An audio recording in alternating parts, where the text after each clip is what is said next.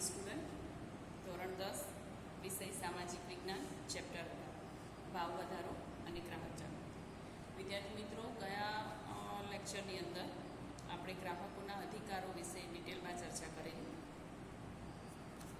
આ ઉપરાંત આપણે કન્ઝ્યુમર પ્રોડક્ટ્સ એક્ટ એટલે કે ગ્રાહક સુરક્ષા અધિનિયમ એની પણ વાત કરેલી કે સૌપ્રથમ આ મુદ્દાની ચર્ચા ક્યારે કઈ સાલમાં કરવામાં આવી, ક્યાં કરવામાં આવી. અમેરિકાના જે ફ્રેન્ક કેનેડી છે એમને સંસદની અંદર સૌપ્રથમ આ મુદ્દાને મૂક્યો હતો. આ સમસ્યાઓ જે છે એના વિશે ચર્ચા કરેલી અને આથી 1985ની અંદર United Nation guidelines for consumer પ્રોડક્ટ્સની અંદર ખરડો પસાર કરવામાં આવ્યો અને ગ્રાહક સુરક્ષા અધિકાર 15મી માર્ચ એ દિવસ આપણે વૈશ્વિક રીતે એને ઉજવીએ છીએ, વૈશ્વિક ગ્રાહક દિન તરીકે ઉજવીએ છીએ.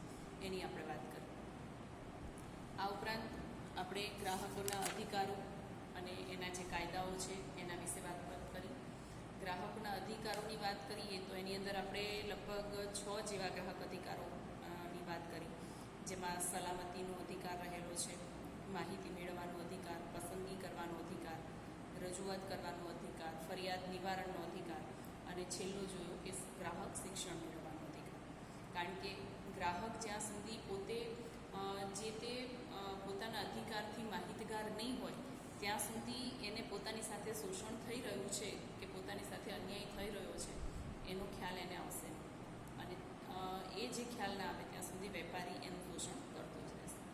આ જે નિયમ છે એ યુનિવર્સલ રીતે લાગુ પડે છે કે જ્યારે તમને તમારા અધિકારોનો ખ્યાલ ના હોય તો પછી તમારી સાથે અન્યાય થાય છે કે તમારું શોષણ થાય છે એનું તમને ખ્યાલ જ ના આવે, એની ડેફિનેશન ખ્યાલ ના હોય ત્યાં સુધી.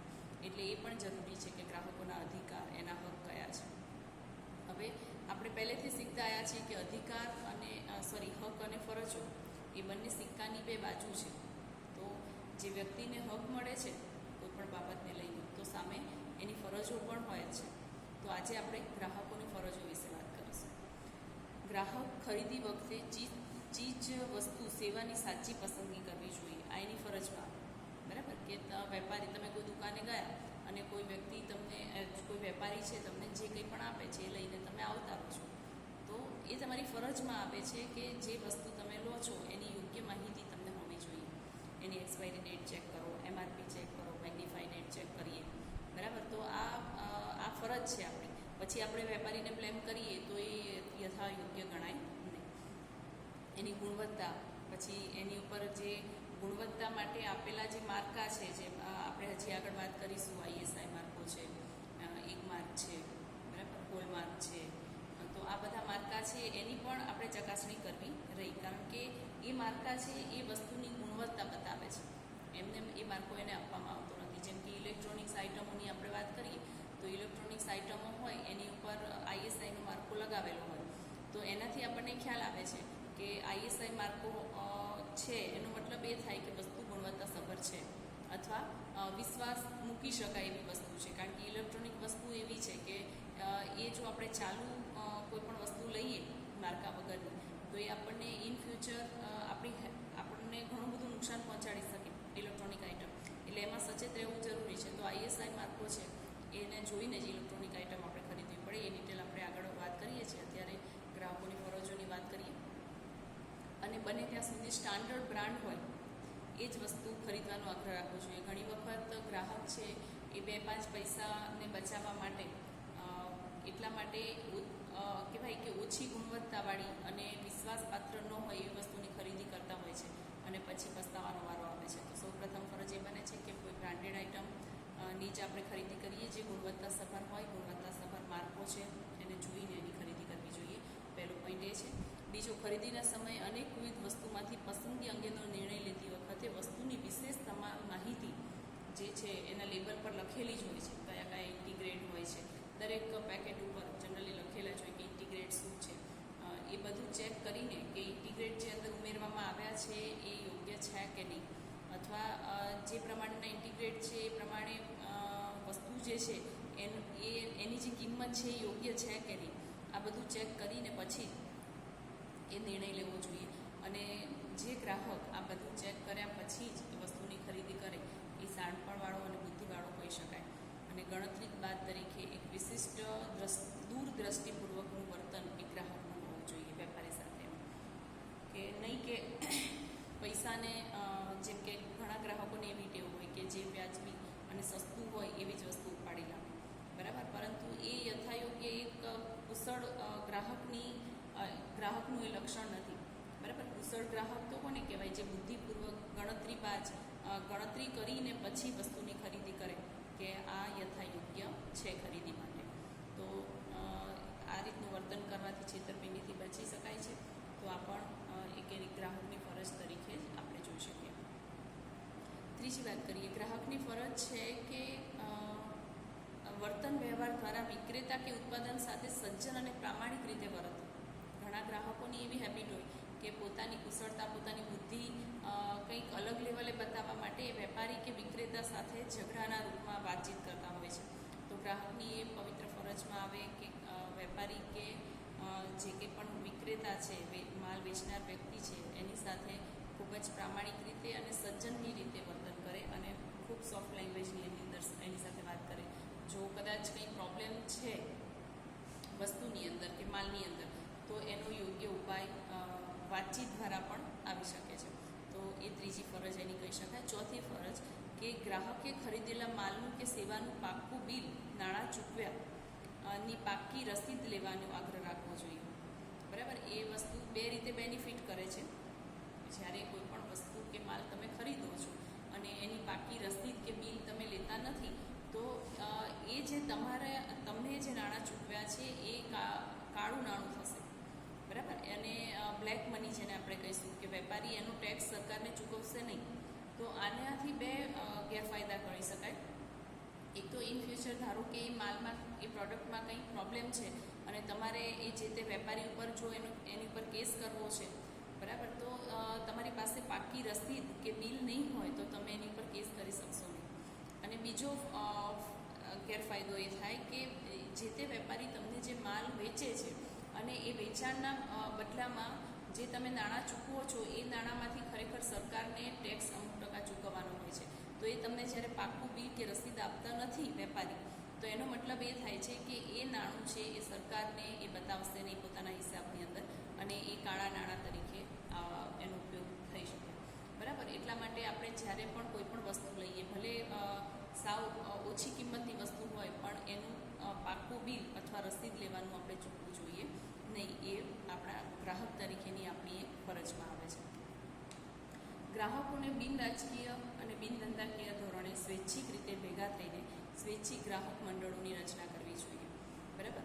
કે અમુક ગ્રાહકો ભેગા થઈને એક સ્વૈચ્છિક ગ્રાહક સુરક્ષા મંડળની રચના કરવી જોઈએ કે જેનાથી કદાચ ભવિષ્યની અંદર કોઈ ગ્રાહકને કંઈ પણ પ્રોબ્લેમ થાય છે તો એ ગ્રાહક મંડળ દ્વારા એ વાતને આગળ રજૂ કરી શકાય, બરાબર. આપણે હજી આગળ જોઈશું કે ગ્રાહકો કઈ જગ્યાએ ફરિયાદ કરી શકે, કેટલી લિમિટ સુધીની ફરિયાદ કઈ જગ્યાએ કરવી જોઈએ, આ બધી ડિટેલ આપણે જોઈએ છીએ આગળ.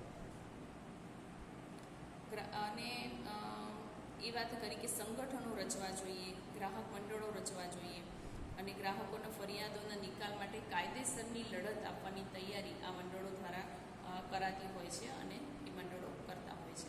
સરકારની ગ્રાહક સંબંધી વિવિધ સમિતિના પ્રતિનિધિત્વ માંગવું જોઈએ કે જેનાથી આપણી એટલે કે એક સામાન્ય ગ્રાહકની જે વાત છે એ સરકાર સુધી ઇઝીલી પહોંચી શકે. આગળ જોઈએ, ગ્રાહકો તેમની સાચી ફરિયાદ સામે સંબંધી વિભાગના અધિકારીઓને મૌખિક અથવા લિખિત સ્વરૂપમાં અચૂક રજૂઆત કે ફરિયાદ કરવી જોઈએ. એટલે જે તમે ફરિયાદ કરો છો એ જે તે અધિકારીને લેખિત રૂપે અથવા મૌખિક રૂપે શરૂઆતમાં હોય, પણ પરંતુ જ્યારે તમે એની ઉપર આગળ કોઈ એક્શન લેવા માંગો છો ત્યારે એની ઉપર લેખિત રજૂઆત કરવાની રહે છે. આગળ જોઈએ, ગ્રાહક વસ્તુની ખરીદીની માલની ગુણવત્તા સંદર્ભે માલ સલામતીના ધોરણમાં કોઈપણ પ્રકારની બાંધછોડ કે સમજૂતી ના કરવી જોઈએ, બરાબર. આપણે આગળ વાત કરીએ જ રીતે કે ઘણા ગ્રાહકો એ જો 2-5 રૂપિયા ઓછા કોઈ વસ્તુના હોય તો એની માલની જે ગુણવત્તા છે એની સાથે કોમ્પ્રોમાઇઝ કરતા જોવા મળે છે. તો આનાથી, અને ખાસ કરીને જ્યારે કોઈ પ્રોડક્ટ તમારે ડાયરેક્ટ યુઝમાં લેવાની છે, ચાહે એ મેકઅપ કિટ હોય એટલે કે ડાયરેક્ટ સ્કિનના કોન્ટેક્ટમાં આવે છે, તો એવી વસ્તુ છે, અથવા તમારે એ ખાવા માટે ઉપયોગી લેવાનું છે, ત્યારે તો ખાસ કરીને એની ગુણવત્તામાં આપણે કોઈ પણ જાતના ચેડા કરવા જોઈએ નહીં. એ ગ્રાહકની ફરજ આવે છે.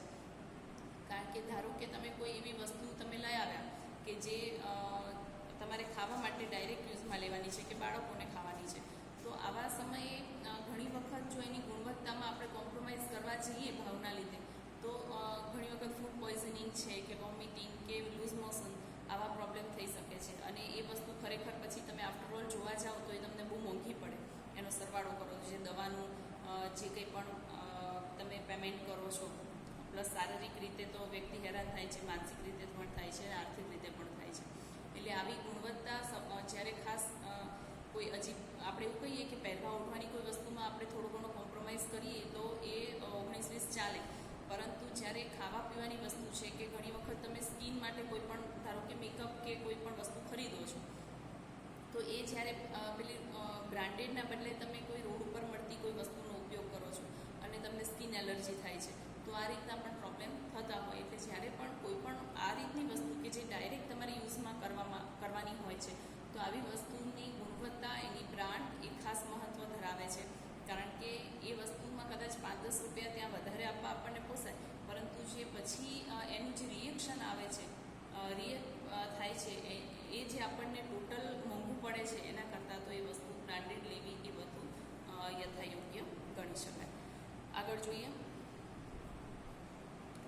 કોઈ પણ વસ્તુ ખરીદતી વખતે પેકિંગ, એની કિંમત, એનું ઉત્પાદન કર્યાની તારીખ એટલે મેગ્નિફાઈડ ડેટ છે, બેચ નંબર, ચોખ્ખું વજન કેટલું છે, નેટ વજન જે લખેલું ઉપર નેટ વેઇટ લખેલું હોય છે, અંતિમ તિથિ, ઉત્પાદનનું નામ, સરનામું વગેરે જોઈ તપાસી અને ચકાસીને ખરીદવાનો આગ્રહ હંમેશા રાખવો જોઈએ.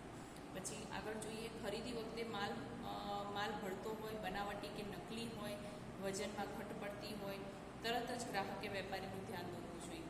ઘણી વખત તમે જુઓ છો કે અત્યારે ફર્સ્ટ કોપીનો જમાનો છે. કોઈ પણ બ્રાન્ડેડ વસ્તુ હોય તો જેમ કે લેક્મીની કોઈ પ્રોડક્ટ હોય તો એમાં ફર્સ્ટ કોપી આપણને જોવા મળતી હોય છે, ચાહે કપડામાં હોય, મેકઅપમાં હોય, શૂઝમાં હોય, સ્પેક્સમાં હોય. તો આ દરેક જગ્યાએ આપણને ફર્સ્ટ કોપી જોવા મળે છે. હવે તો મોબાઈલની દુનિયામાં પણ ફર્સ્ટ કોપીની વાત થઈ ગઈ છે. આઈફોન છે તો આઈફોનનો સેમ ડુપ્લિકેટ બધા ફીચર્સ ધરાવતો એવો જ મોબાઈલ મળતો હોય છે, એના કરતાં અડધી પ્રાઇસમાં. બરાબર. તો એ વસ્તુ તો એક સમય ચાલી જાય આપણે ધારો કે, પણ અમુક જે વસ્તુઓ છે એની ફર્સ્ટ કોપી આપણે જે કહીએ તો ડુપ્લિકેટ કોપી કહેવાય. ફર્સ્ટ કોપીનો સીધો મતલબ આપણે એમ જ કહીએ કે ડુપ્લિકેટ કોપી છે. તો એવી વસ્તુઓને ખરીદતા પહેલાં ધ્યાન રાખવું જોઈએ કે આપણે એ વસ્તુનું બ્રાન્ડનું નામ જોઈને આપણે ડુપ્લિકેટ વસ્તુ ખરીદી અને વધારે નાણાં તો નથી ચૂકવતા ને, આ વિશે પણ આપણે ખાસ એ મગજમાં ધ્યાન રાખવું જોઈએ. એનું નેટ વજન ઉપર લખ્યું છે, ખરેખર એ વસ્તુ પ્રમાણે છે કે નહીં. બરાબર. અને ઘણી બધી એવી બાબતો છે કે મેગ્નિફાઈડ ડેટ છે કે એક્સપાયરી ડેટ છે, આ બધાનું જો આપણા ધ્યાનમાં આવે કે આમાં ક્યાં ગોટાળા થઈ રહ્યા છે કે ભેળસેળવાળો માલ છે, તો આપણે ડાયરેક્ટ વેપારીને એનું ધ્યાન દોરી અને એને એમ કરતાં આપણે અટકાવી શકાય. આગળ જોઈએ. ગ્રાહક પોતાની જરૂરિયાત મુજબ પૂરતી માત્રામાં જ સંખ્યાની એટલે કે જે વસ્તુઓ, ઘણા ગ્રાહકોને એવી હેબિટ હોય કે ખરીદી કરવા માટે જાય ને ખરેખર પોતે જે જરૂરિયાતની વસ્તુ લેવા ગયા હોય એ વસ્તુ તો સાઈડમાં રહે અને બીજી ઘણી બધી ઇતર વસ્તુઓની ખરીદી કરીને આવે. બરાબર. તો એ વસ્તુ ન થવી જોઈએ. એ ગ્રાહકની ફરજ છે કે તમારે જેટલી વસ્તુની જરૂર છે એટલી જ વસ્તુની ખરીદી કરો. બાકી વધારાની ખરીદી કરીને નાણાંને ખોટું વેસ્ટ કરવાની જરૂર નથી. તો આ પણ એક ગ્રાહકની ફરજ આવે. એટલે કે ઘણી વખત આપણે જોઈએ છીએ કે સેલ લાગેલો હોય, શ્રાવણ મહિનાની અંદર કપડાનો એનો સેલ આવે તો ખરેખર એક સાડીની જરૂર હોય અને સેલમાં જાઓ ને સસ્તું છે કરીને એક કરતાં વધારે એકની જગ્યાએ તમે 5 વસ્તુ લઈને આવો, તો સેલની અંદર આપણી એક માનસિકતાથી આપણે વિચારીએ તો સેલ એક એવી વસ્તુઓ હોય કે જે આખું વર્ષ વેપારીઓએ જે સેલિંગ કર્યું હોય અને અમુક વસ્તુ ન વેચાઈ હોય. બરાબર. તો એ વસ્તુને એ સસ્તા ભાવે સેલના નામે કાઢી નાખતા હોય છે. તો ઘણી વખત એ કાપડ ખરાબ નીકળે, બેઠેલું કાપડ હોય, પછી નુકસાનીવાળું હોય, આવું પણ બની શકે. પણ જ્યારે આપણને ખબર પડે કે ભાઈ 1000 રૂપિયાની વસ્તુ છે એ એની અડધી કિંમતે મળે છે, તો પછી આપણે એની ગુણવત્તા ચકાસવા બેસતા નથી કે એની ક્વોલિટી છે કે એનું કાપડ કેવું છે, મિસ્ટેક એક્ઝેક્ટ અંદર શું છે આવું આપણે જોવા બેસતા નથી. એટલે ઘણી વખત એક ગ્રાહક આ રીતની લોભ લાલચમાં આવીને ખરીદી કરી બેસતા હોય છે સેલના નામે. તો એ પણ આપણે ખાસ ધ્યાન રાખવું જોઈએ કે આ રીતે છેતરાવું ન જોઈએ. આગળ 10મો મુદ્દો જોઈએ, ખરીદી વખત વજન, માપ્યા, વજન કાંટો, તોલમાપ, ઇલેક્ટ્રોનિક જે સાધનો છે એ યંત્રો છે એ બરાબર છે કે નહીં એની ચકાસણી કરવી જોઈએ. આપણે ઘણી વખત આપણે શાકભાજી ખરીદવા જઈએ તો ત્યાં આગળ જે વજનિયા હોય છે જે હાથથી તોલવામાં આવે છે, બરાબર. હવે તો લગભગ બધે ઇલેક્ટ્રોનિક પેલા વજનિયા થઈ ગયા છે, પણ ઘણી જગ્યાએ એવું પણ બનતું હોય છે કે પેલા હાથથી આમ પકડીને તોલતા હોય છે. તો એની અંદર ઘણી ગોલમાલ થતી હોય છે. 500 ગ્રામ વસ્તુ તમે 500 ગ્રામ શાક લેવાનું હોય તો એ તમને લગભગ 300 ગ્રામ જ મળતું હોય, આવું પણ બનતું હોય છે. કારણ કે એ લોકો, અને એ ઉપરાંત પેલા જે વજનિયાનો યુઝ કરે છે એની બદલે એ લોકો પથ્થરને એનો યુઝ કરતા હોય છે કે 50 ગ્રામનું જ છે આ વજનિયું, હું માપીને જ લીધું છે. એટલે આ રીતનું પણ ગોલમાલ કરતા હોય છે. વજનની અંદર પણ તમને ઓછું તોલ આપતા હોય છે. તો આવા સમયે એ દરેક, જેમ કે એમનું વજનિયું છે તો એ આપણે યોગ્ય રીતે ચકાસીને જ લેવું જોઈએ અથવા ત્યાંથી વસ્તુ ખરીદવી ન જોઈએ. એટલે આ રીતે નિયમની ચકાસણી ખરાઈ વખત અધિકારી દ્વારા થઈ કે નહીં તેની ખાતરી કરવી જોઈએ અને નિયામક બાબતોની સ્થાનિક કચેરીમાં સંપર્ક સાધી અને ધ્યાન દોરવું જોઈએ. જરૂર પડે ફરિયાદ કરવી અને જાગૃત જવાબદારની ગ્રાહકની ફરજ બને છે. આપણે આગળ જોઈએ બીજું, સીલ તપાસવું કે અકબંધ છે કે નહીં.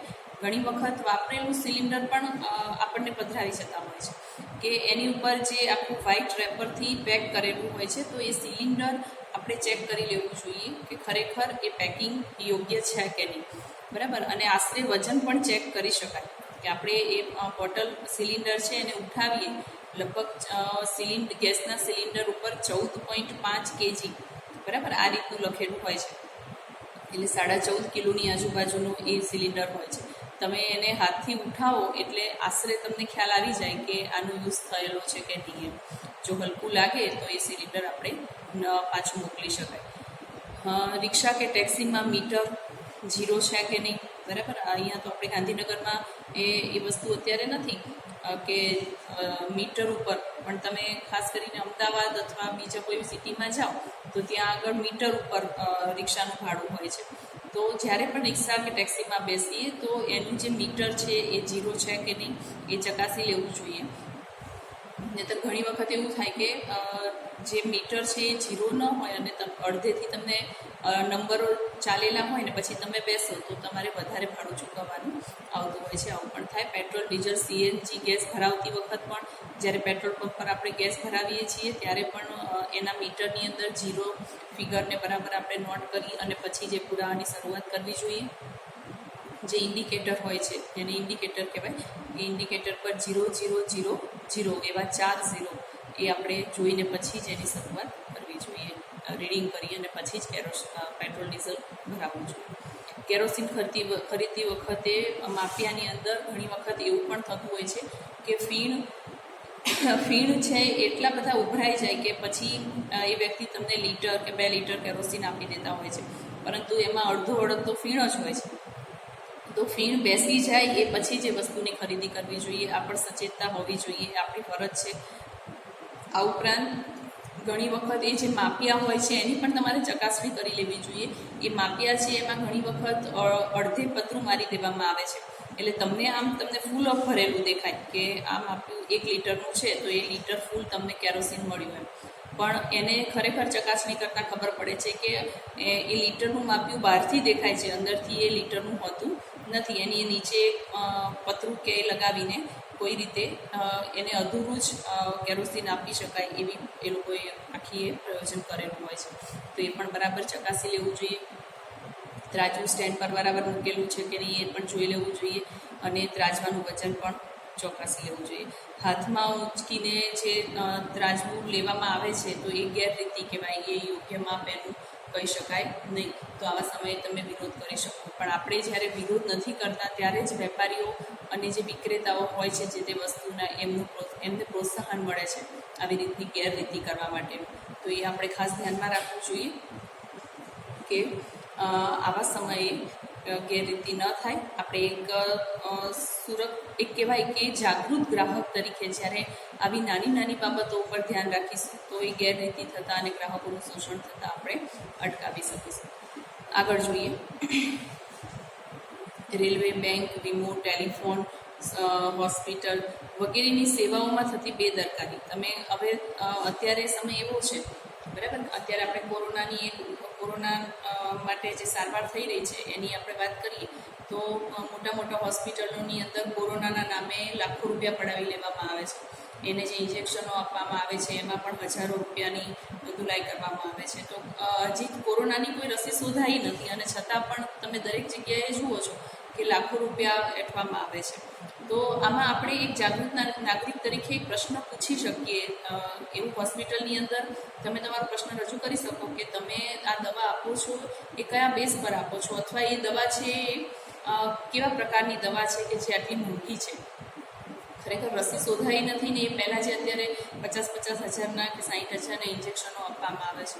તો આ એક જાગૃત નાગરિક તરીકે આપણને પ્રશ્ન થવો જોઈએ, બરાબર. એટલે જ આ સિલેબસ છે આપણે ટેક્સ્ટબુકની અંદર મૂકવામાં આવ્યો છે કે તમને અત્યારથી જ એક જાગૃતતા તમારા આની અંદર ફેલાય. અને પ્રશ્ન પૂછવું એ કંઈ ખોટી વસ્તુ નથી. જ્યારે આપણને કોઈ પણ બાબતે શંકા ઊભી થાય છે તો આપણે એ પ્રશ્ન પૂછવાનો આપણને અધિકાર છે અને આપણી ફરજ પણ છે, બંને છે.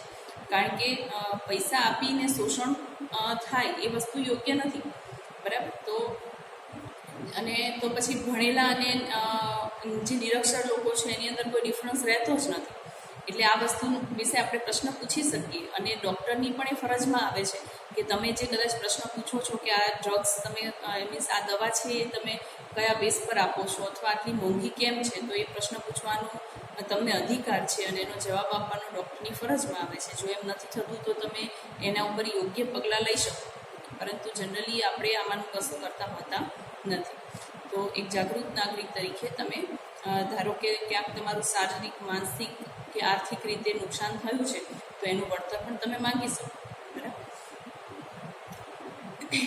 ગ્રાહક ફોરમમાં વળતર માંગવા માટે ગ્રાહક ફોરમમાં જાતે કે ગ્રાહક મંડળો દ્વારા અરજી કરવામાં આવે છે અને એ અરજી દ્વારા જે તમને નુકસાન થયું હોય એના પેટા વળતર તમે મેળવી શકો છો, બરાબર. એ પણ એક તમારી ફરજ છે ફરિયાદ કરવાની.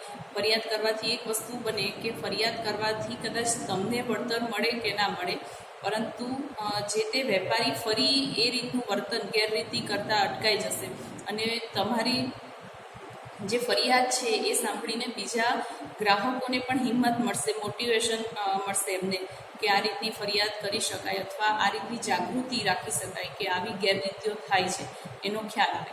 એટલા માટે એટલા પૂરતું પણ આપણે આપણી ફરજો છે એ સારી રીતના નિભાવવી જોઈએ. અને આગળ એક જોઈએ કે ગ્રાહક શિક્ષણ દ્વારા ગ્રાહક જાગૃતિના જે તમામ કાર્યક્રમો છે, ઝુંબેશો છે, ગ્રાહક મંડળો દ્વારા યોજાતી જે કાર્ય શિબિરો છે અને સેમિનારો છે એની અંદર પાર્ટિસિપેટ કરીને આપણે એક ગ્રાહક તરીકે આપણી ફરજો અને આપણા હકો કયા કયા છે આ બધાનું આપણે એક સારો એવો આઈડિયા મેળવી શકીએ છીએ. અને એનાથી જાગૃત થઈ, એનાથી માહિતગાર થઈને જ આપણે એની ડિટેલમાં પસંદગી કરી શકીએ છીએ. એટલે ગ્રાહક જાગૃતિ લાવવાનું અભિયાન એ પણ એક મહત્ત્વની ફરજ આપણી છે. એક નાગરિક તરીકે તો છે જ અને એક ગ્રાહક તરીકેની પણ છે.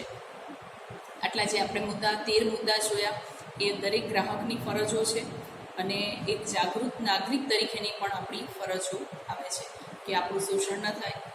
લોકો આપણું શોષણ કરીને, વેપારી લોકો, વિક્રેતા લોકો છે એ આપણું શોષણ કરીને ગેરરીતિને આપણે વધારે મહત્ત્વ ન આપવું જોઈએ અને એની જે ફરિયાદ કે જે કંઈ પણ એનું નિવારણ હોય એ કરવાનો પ્રયત્ન કરવો જોઈએ. હવે આ આપણે ફરજો અને હક્કો અહીંયા આગળ પૂરી થઈ. આગળ જોઈએ છીએ ગ્રાહક સુરક્ષા. ગ્રાહક સુરક્ષાના ઉપાયો.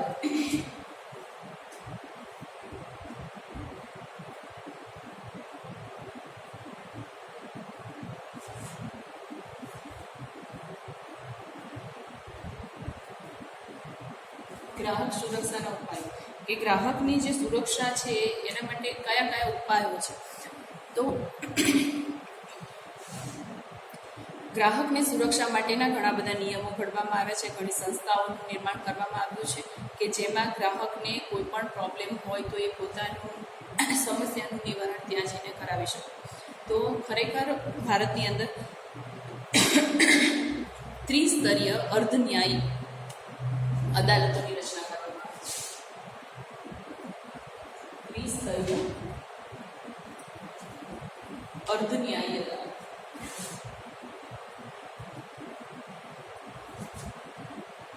આ અદાલતોનો મુખ્ય ઉદ્દેશ ગ્રાહકોને યોગ્ય માર્ગદર્શન, યોગ્ય એમના પ્રશ્નોનું નિરાકરણ લાવવું એ આ અદાલતોનો મુખ્ય ઉદ્દેશ છે.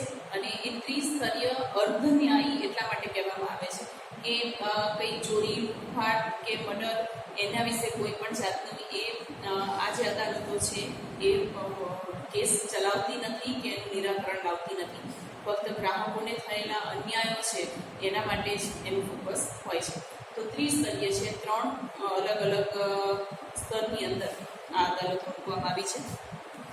અને રાષ્ટ્રીય ગ્રાહક સુરક્ષા 1986ની અંદર, બરાબર, ખાસ ધ્યાન રાખીશું કે 1986માં રાષ્ટ્રીય ગ્રાહક સુરક્ષા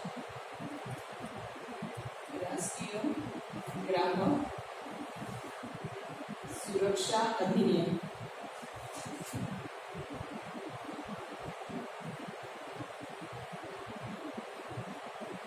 રાષ્ટ્રીય ગ્રાહક સુરક્ષા અધિનિયમ અંતર્વે એની રચના કરવામાં આવી છે. આ ત્રિસ્તરીય અર્ધન્યાયી જે રચના છે અદાલતોની, એની રચના કરવામાં આવી છે. અને રાજ્ય કક્ષાએ આયોગની રચના કરી અને કમિશન હેઠળ ગ્રાહક સુરક્ષા કાયદા હેઠળ નિયમો ઘડવામાં આવ્યા છે, જે રાષ્ટ્રીય ગ્રાહક તકરાર પંચે ત્રિસ્તરીય અદાલતોની રચના કરી છે. એમાં સૌથી પહેલાં આપણે જે જોઈએ જિલ્લા ફોરમ, જેને જિલ્લા પંચ તરીકે પણ ઓળખવામાં આવે છે.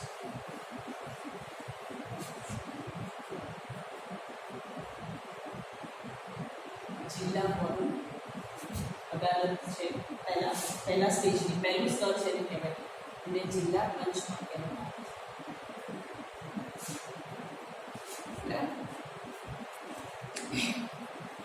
જિલ્લા ફોરમ, પ્રત્યેક જિલ્લામાં મોટા ભાગે એક અદાલત જિલ્લા ફોરમ અદાલત હોય છે.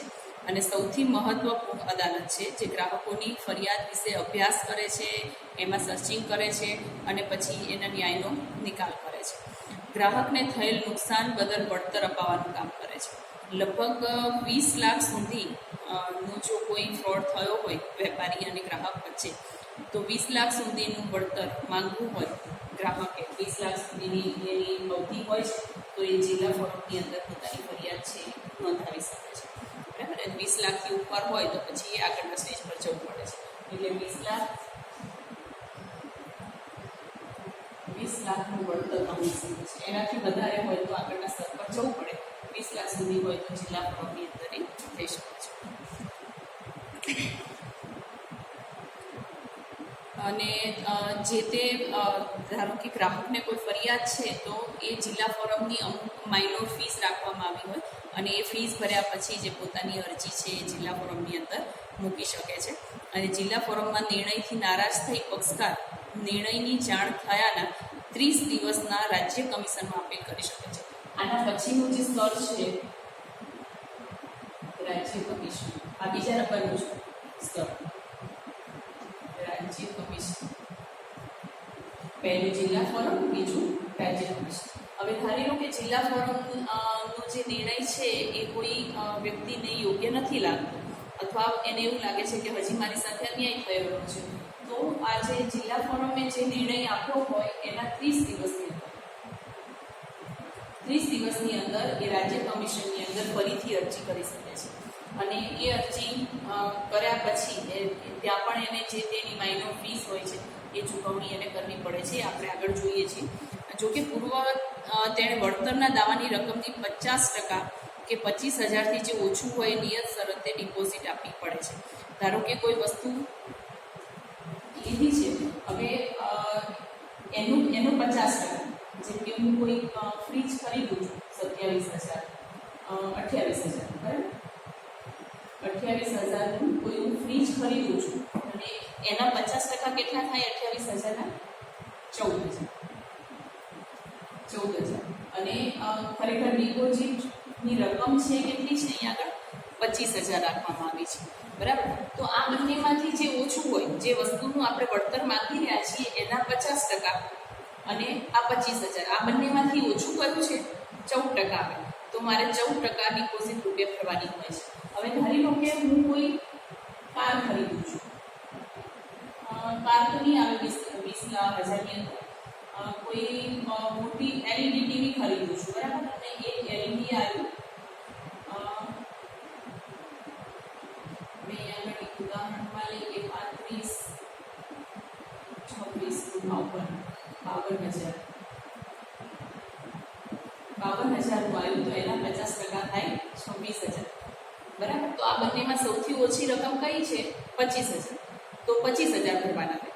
ટૂંકમાં આ જે વસ્તુ તમે ખરીદો છો એના 50% કરતાં એ બંનેમાંથી જે સૌથી વધુ ઓછી રકમ હશે, બંનેમાંથી ઓછી રકમ હોય એ તમારે ડિપોઝિટ રૂપે જિલ્લા ફોરમની અંદર ભરવાની રહે છે, બરાબર. તો એ જે ડિપોઝિટ છે જમા કરાવવાની હોય છે જિલ્લા ફોરમની. એટલે આની અંદર 3 બાબતો જ મુખ્યત્વે યાદ રાખવાની છે આપણે કે 20 લાખ સુધીનું વળતર માંગી શકાય. પછી 30 દિવસની અંદર તમારે આગળ અરજી કરવાની હોય છે જો અહીંયા આગળ તમને અન્યાય થયો હોય એવું તમને લાગે તો. અને ડિપોઝિટ 25,000 રૂપિયા ભરવાની હોય છે, અથવા તમે જે વસ્તુ લીધી છે એના 50% બેમાંથી જે ઓછું હોય એ તમારે વળતર રૂપે ડિપોઝિટ રૂપે ત્યાં ભરવાનું રહે છે. હવે બીજું જે સ્તર છે એ રાજ્ય કમિશન તરીકે આપણે ઓળખીએ છીએ.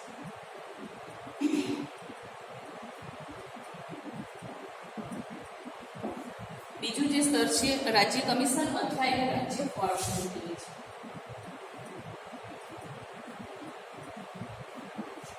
રાજ્ય કમિશન અથવા રાજ્ય ફોરમ.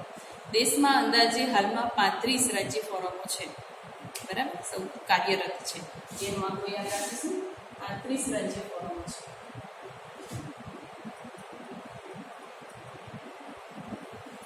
દેશમાં કુલ 35 રાજ્ય ફોરમો છે.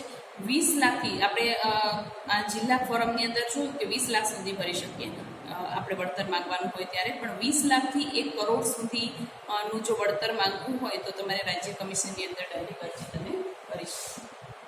20 લાખથી 1 કરોડ સુધી, 20 લાખથી 1 કરોડ સુધીનું જે વળતર છે એ તમે રાજ્ય કમિશન અથવા રાજ્ય ફોરમની અંદર માંગી શકો.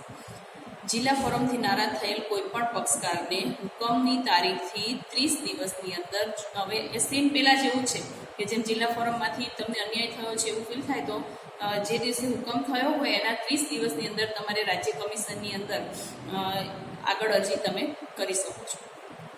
પરંતુ સેમ વસ્તુ આમાં છે કે રાજ્ય કમિશનની અંદર હુકમ થયો, કોઈ નિર્ણય તમારા માટે જાહેર કરાયો અને તમને એ નિર્ણય યથાયોગ્ય નથી લાગતો, તમારે હજી આગળ રાષ્ટ્રીય કમિશનની અંદર અરજી કરવી છે, તો તમે સેમ 30 દિવસની અંદર જ આગળ રાજ્ય કમિશનની અંદર એ અરજી કરી શકો છો.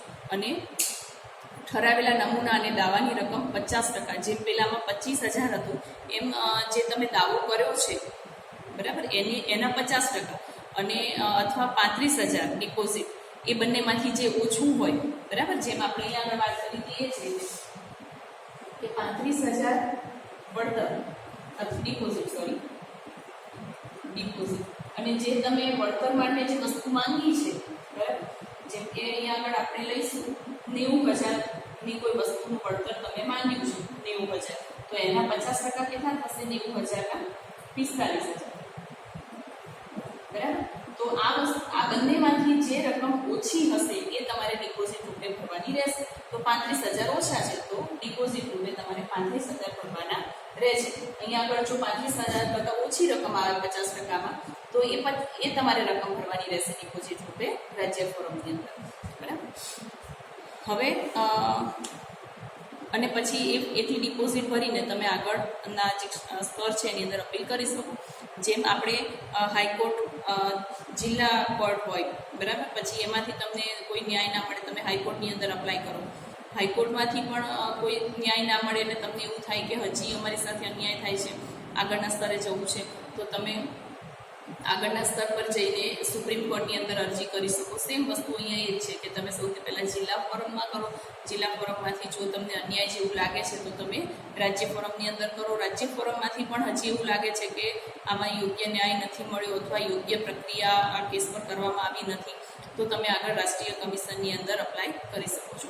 એટલે કે રાષ્ટ્રીય કમિશન છે એ આપણે સુપ્રીમ કોર્ટ જે કહીએ સર્વોચ્ચ અદાલત એની જે મેં લાસ્ટ આખી ત્રીજું સ્તર છે ટૂંકમાં હાઈ સ્તર છે.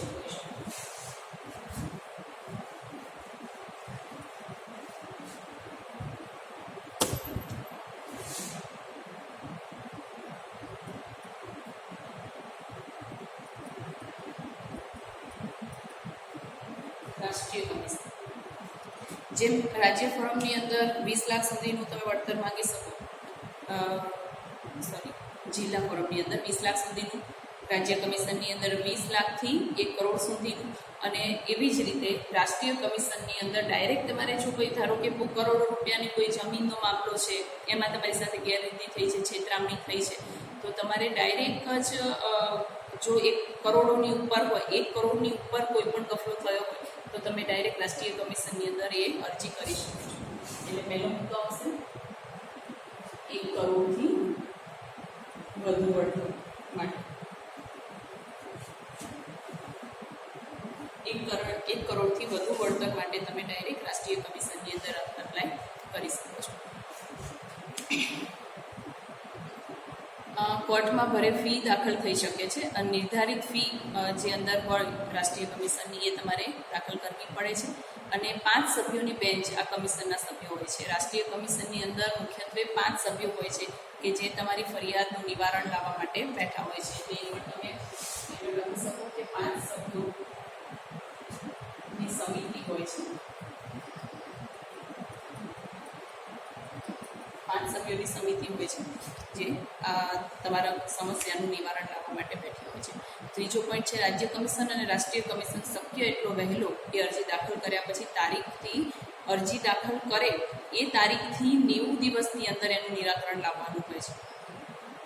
બરાબર કે રાજ્ય કમિશન અને રાષ્ટ્રીય કમિશન બંને ભેગા થઈને આની પર કામ કરે અને શક્ય હોય એટલું જે દિવસે તમે અરજી કરી છે એના રાઈટ 90 દિવસ ગણી અને એ 90 દિવસની અંદર એ જે કંઈ પણ સમસ્યા છે, જે કંઈ પણ ફરિયાદ છે એનું નિરાકરણ, એટલે 90 દિવસ એટલે કે 3-1 મહિનાની અંદર એનું જે નિરાકરણ છે એ લાવવાનું હોય છે. એનાથી ઉપર એટલે વધારે સમય એ લઈ શકે નહીં. રાષ્ટ્રીય કમિશનથી નારાજ થયેલા વ્યક્તિ કે પક્ષકાર આ કમિશનના હુકમથી 30 દિવસમાં સુપ્રીમ કોર્ટ એટલે કે સર્વોચ્ચ અદાલતની અંદર નિર્ધારિત અપીલ કરી શકે છે. એનાથી પણ આગળ એક સ્ટેપ કે ધારો કે જિલ્લા ફોરમ છે, રાજ્ય ફોરમ છે કે રાષ્ટ્રીય કમિશન છે, આ ત્રણેય જગ્યાએથી જો એને યોગ્ય રીતે જવાબ નથી મળ્યો અથવા એની સમસ્યાનું જે નિરાકરણ છે એ યોગ્ય રીતે નથી આવ્યું, તો આવા સમયે આ વ્યક્તિ રાષ્ટ્રીય કમિશનના જે સભ્યો છે એના સભ્યોની પરવાનગી લઈ, એટલે કે એની જાણમાં એ સર્વોચ્ચ અદાલતની અંદર આગળ એ અપીલ કરી શકે છે. એ ખાસ મુદ્દો ધ્યાનમાં રાખજો. અને જો કે અપીલ પૂર્વ પક્ષકારે વળતર દાવાની રકમના 50%, જેમ આપણે પહેલામાં 35 અને આની અંદર 50, એટલે કે જે વળતરનો દાવો હોય એના 50% અથવા 50,000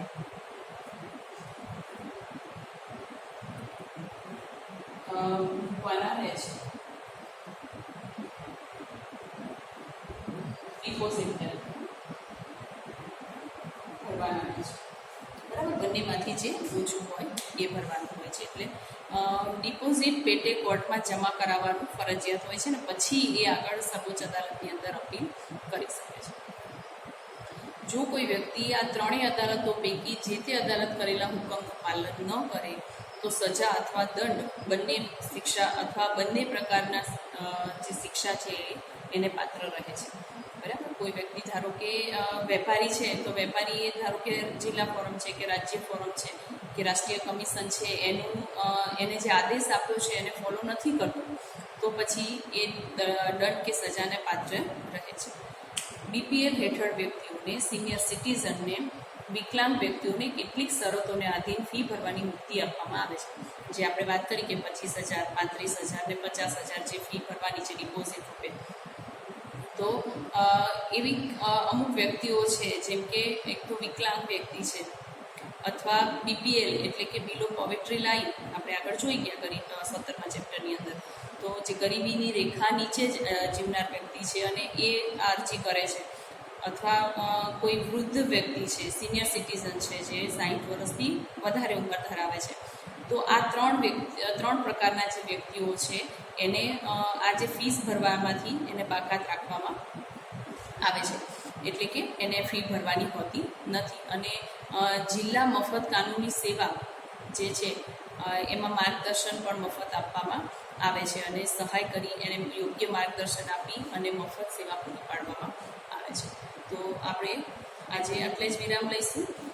નેક્સ્ટ લેક્ચરની અંદર આગળ આપણે ગ્રાહક મંડળો, જાહેર વિતરણ પ્રણાલી, તોલમાપ ચીજવસ્તુઓ, દરેકના માર્કા જોઈશું કે સોનાની શુદ્ધતા માટે કયો માર્કો આવે, ઇલેક્ટ્રોનિક્સ આઇટમ માટે ખેતી અને ફૂડને લગતો માર્કો આવે, વુલન વસ્તુઓ છે તો એની ઉપર એની ગુણવત્તા માટે કયો માર્કો આવે. આ બધા તો આપણે ભારતના માર્કાની વાત કરીશું, પણ આંતરરાષ્ટ્રીય લેવલે વસ્તુની ગુણવત્તા માટે કયા માર્કાનો ઉપયોગ થાય છે એ પણ જાણીશું. આ બધી ડિટેલ આપણે નેક્સ્ટ લેક્ચરની અંદર જોઈશું. આજે અહીંયા આગળ આપણે પૂરું કરીએ છીએ. આજે આપણે ખાસ કરીને 2 વસ્તુઓ શીખ્યા. ગ્રાહકના અધિકારો એટલે હક છે એના વિશે તો આપણે અગાઉના લેક્ચરમાં જ વાત કરી હતી. આજે આપણે ગ્રાહકોની મુખ્યત્વે 12 ફરજો વિશે વાત કરી, અને આ ફરજો એ હકરૂપ જ છે કે આપણે એ હક અને ફરજો બંને આપણા ફાયદા માટે જ છે, એટલે કે ગ્રાહકના ફાયદા માટે જ છે. તો એ વસ્તુ ખાસ ધ્યાનમાં રાખીશું. ગ્રાહક સુરક્ષાના ઉપાયોમાં જે ત્રિસ્તરીય રચનાની વાત કરી કે સૌથી પહેલાં જિલ્લા ફોરમ આવે, જેમાં તમે 20 લાખ સુધીનો તમે વળતર માંગવાના હોય તો એની અંદર અરજી કરી શકો. બીજામાં આપણે જોયું રાજ્ય ફોરમ, કે જેની અંદર તમે 1 કરોડથી 20 લાખથી 1 કરોડ સુધી જો કોઈ વળતર માંગવાનું હોય તો એમાં અરજી કરી શકો. ત્રીજું આપણે જોયું રાષ્ટ્રીય કમિશન, કે જેની અંદર 1 કરોડથી વધારે કોઈ પણ અરજી છે તો તમે ત્યાં આગળ વળતર માંગી શકો, એની ડિપોઝિટ જે તે ભરવાની હોય. અને આ ત્રણેયમાંથી નીકળ્યા પછી જો હજી એવું લાગે છે કે ક્યાંક ગ્રાહકને પોતાને એવું ફીલ થાય છે કે હજી ન્યાય મળ્યો નથી, કે અધૂરો ન્યાય છે, બરાબર, પૂરતો વળતર એને મળ્યું નથી, તો પછી રાષ્ટ્રીય કમિશનના જે સભ્યો છે એમની સાથે લઈ, એટલે કે એમનું ધ્યાન દોરી અને પછી સર્વોચ્ચ અદાલતની અંદર પોતાની અરજી કરી શકે છે. અને એના માટે એને અમુક ડિપોઝિટ ભરવાની હોય છે. આટલી વસ્તુ આજે આપણે ધ્યાનમાં રાખી છે. નેક્સ્ટ લેક્ચરની અંદર આગળ ગ્રાહક મંડળો વિશે વાત કરીશું.